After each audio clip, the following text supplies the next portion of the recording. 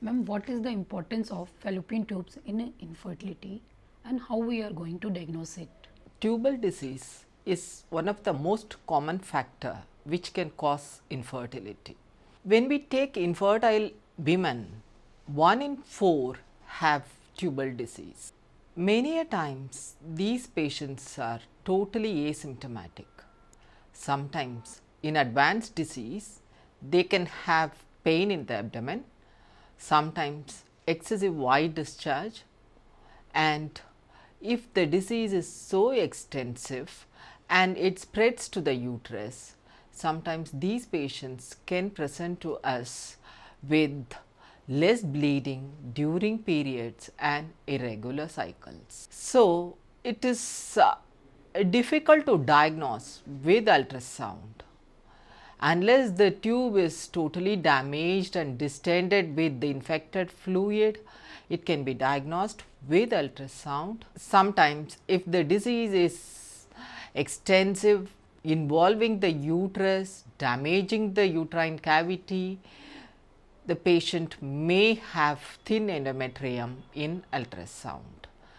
Generally, to diagnose tubal disease, primary investigation is HSG, where we inject radiopaque dye into the uterus and take X-ray.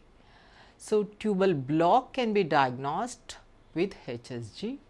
Sometimes distended infected tube, we call it as hydrosalpinx, can also be diagnosed with HSG.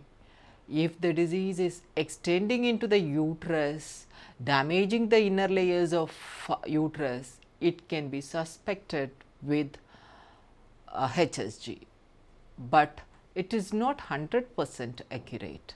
The gold standard diagnostic tool for tubal disease is laparoscopy. In our Guru hospital, our protocol is, in addition to laparoscopy, we do hysteroscopy to rule out extension of tubal disease into the uterus. Once the tubal disease is diagnosed, the immediate question the patient comes out is, why is it happening? What is the reason for my tubal damage? Mostly tubal disease is due to infection. The infection can happen after an abortion, sometimes after delivery. It may be sexually transmitted disease and sometimes even tuberculosis. It need not be always an infective etiology. Sometimes it may be secondary complication due to other disease like endometriosis, which is an inflammatory disease. The inflammation spreads into the tube and it can block the tube and it can damage the tube. So, after diagnosing tubal disease, it doesn't stop there.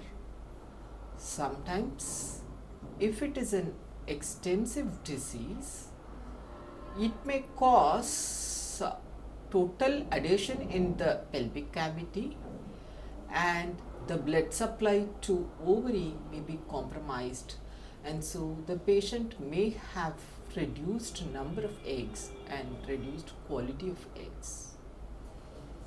Sometimes if it extends into the uterus, it may damage the inner layers of endometrium and cause intrauterine adhesions. It is not only sufficient to diagnose the tubal disease, but we should expect these complications and we should diagnose these complications also to have a good success rate.